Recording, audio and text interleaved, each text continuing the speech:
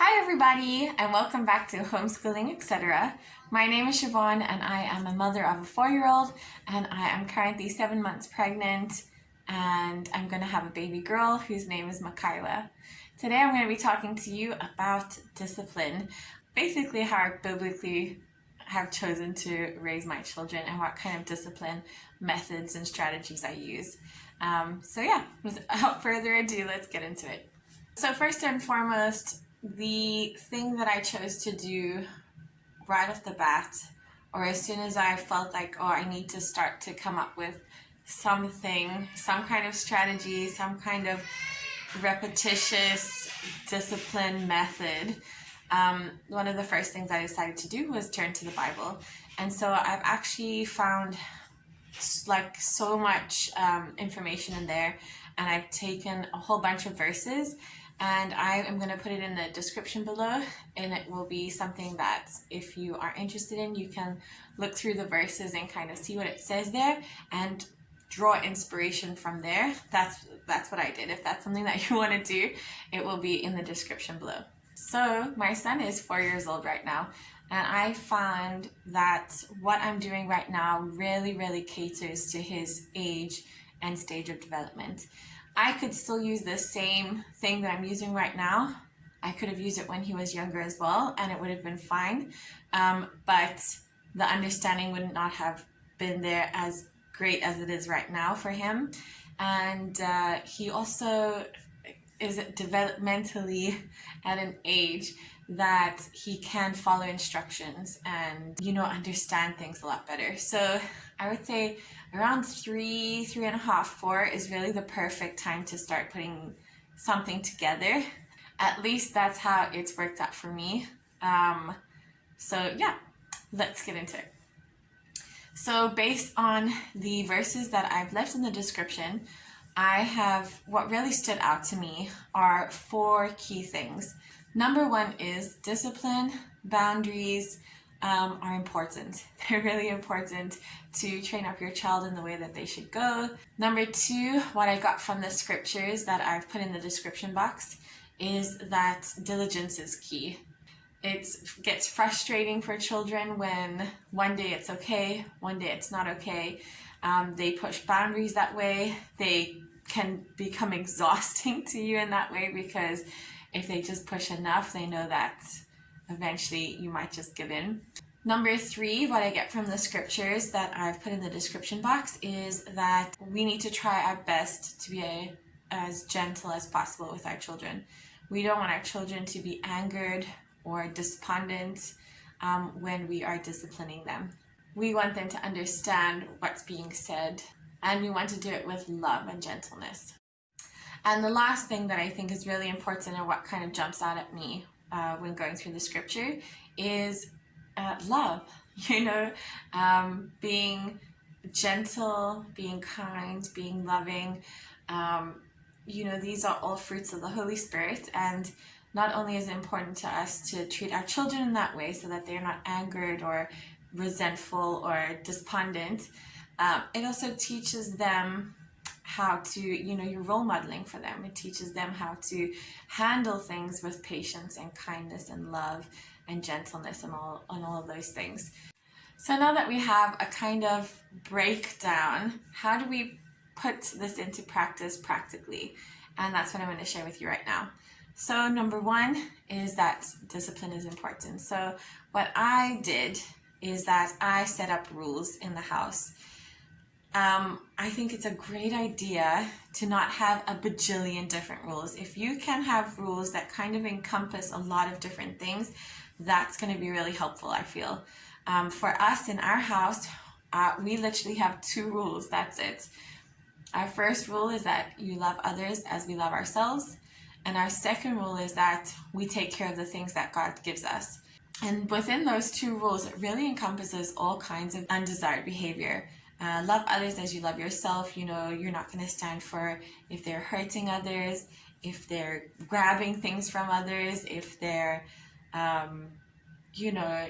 hitting, pushing, anything really that is going to hurt someone else, or show unkindness or things like that for another person.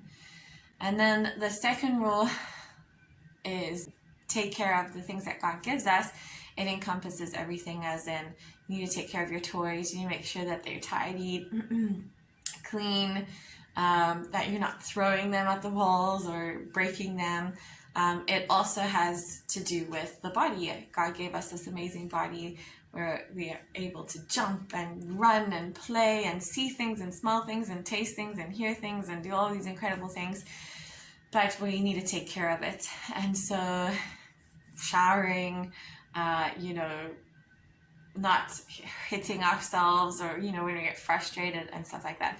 So I think having those two rules that encompass everything makes it so much easier to remember, for not only for our child, but also for us, and can kind of encompass everything. Okay, so now that your child has broken one of the rules, what do you do now? And what I do is I would simply intervene. I would intervene in that moment, and I would ask him the simple question of, like if he's throwing his toys, do you think you're taking care of the things that God gives us when you're throwing your toys like that? And then it kind of gives him a moment to think about it and to either stop the behavior or, to continue. Sometimes they'll choose to continue. And so me intervening in the first point is a warning. You wouldn't have to do that. I know a lot of people that don't, but I like to give that warning just as a gentle reminder.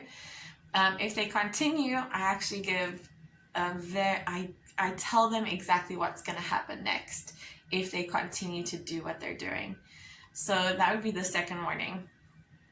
It looks like, they continuing to throw this toy. It looks like you're not going to stop, throwing this toy, and it looks like you have no interest in taking care of the things that God gives you. So if I see you throw that again, I'm going to take it away from you, and you can have it another time again. And if they go ahead and they throw that toy again, then I go and I take the toy away, and he can only get it back maybe the next day, maybe a couple of hours from now. But the point is that the toy is gone now because you are not taking care of the things that God gives you. Another note about consequences, as you can tell, I related the consequence to what he was doing. I didn't say, oh, okay, now you're not going to have a cookie after dinner, because first of all, it's so unrelated. It's not done on that like in that moment.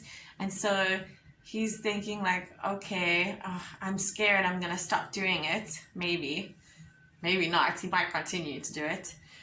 And then at a completely unrelated moment in time, far away, he's forgotten about what's happened. He is then reminded and shamed for what he did so long ago, and he doesn't get that cookie. And it doesn't make sense. It's not connected. And so when I'm choosing my consequences, I make sure that it is 100% related to what he's doing. If he is throwing his body around, and hurting himself or whatever, I'm going to hold you now to make sure that you're safe. That's the consequence. It doesn't have to be a go to your room or I don't know, anything else like that. For me, it makes so much sense, and for them developmentally, and for them to make sense of what they're doing, having a related consequence is very helpful. And then the key for me is being consistent and diligent, because there's times where I get tired. I don't, I just finished having this moment with you, not an argument, but this moment with you, and now I'm going to go and do the dishes, and I have another thing happen, and I have to stop what I'm doing to do it again, and those moments are really hard. A lot of the time you'll actually notice that when they're doing it, especially if you're busy, it's probably just because they want your attention and your love and that kind of thing. I would not say to give it to them in that time, but I would say that to keep that maybe in mind. At least I do in my case, like to keep it in mind, and then just make a note of it and kind of when there's a moment where, he's doing something that is calm and or taking care of his toys or whatever, to bring that up and kind of gently make my way into his play, and spend some quality time with him. But yeah, diligence is key. It's hard, but I try and do it as best I can. I'm not perfect at it, but it is important because, like I said, he's just going to keep pushing harder. He's going to think that those boundaries can be manipulated and can lead to frustration.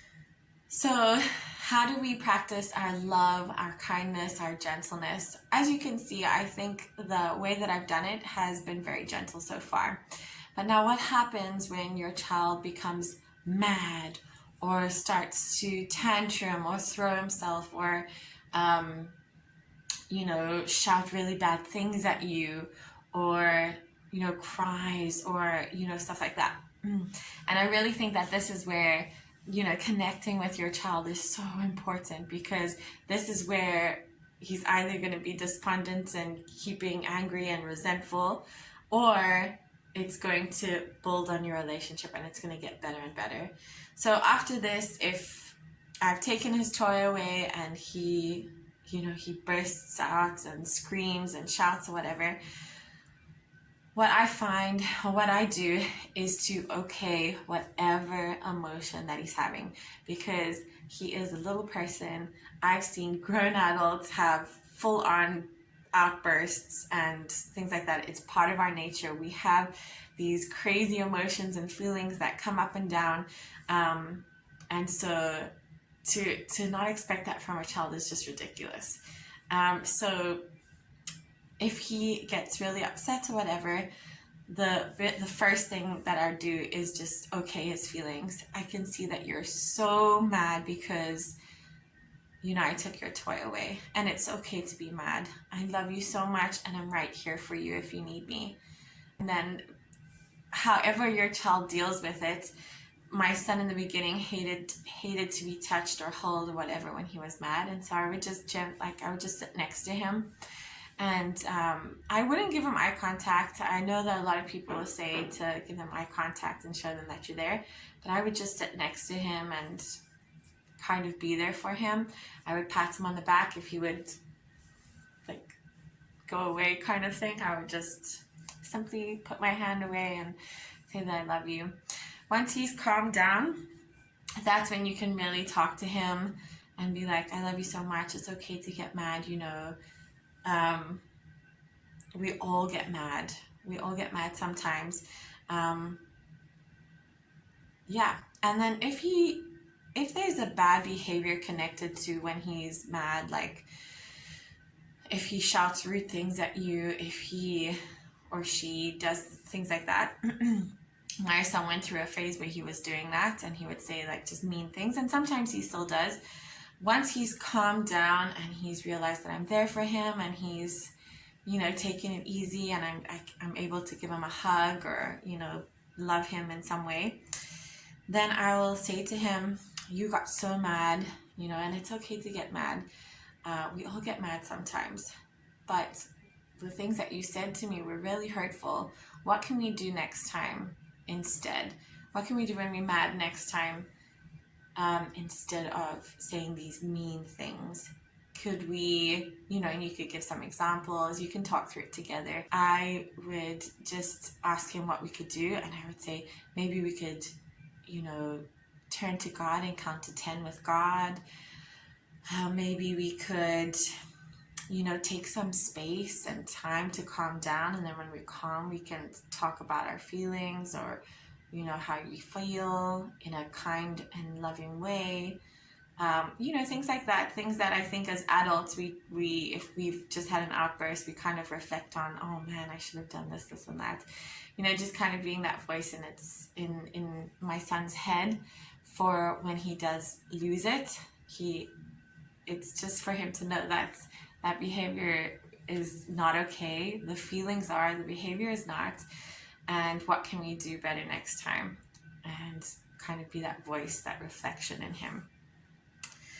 And so in a big way, I think that not only does that show him love and kindness and gentleness and patience, but it also teaches him love, gentleness, kindness, patience, and all of those things. And so that's really all that I do, guys. Sounds so simple when I say it, but I know that it's a lot more complicated than that.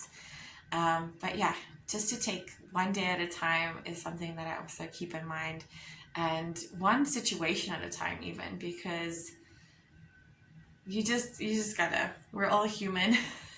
We all get tired, we all get impatient. Yeah. Let me know what you guys are doing to discipline your children in the kindest, most loving way that you could possibly think of, because I would love some ideas, and I'm sure other people, if they read the comments and stuff, could gain some great insights. So if you have any other advice or anything to add, I would really appreciate if you do that in the comments. If you like this video, please don't forget to like and subscribe and click on the notification bell to get notified when I put out new videos. And I am so grateful to have you here. God bless you all, and thank you. I'll see you in my next one. Bye.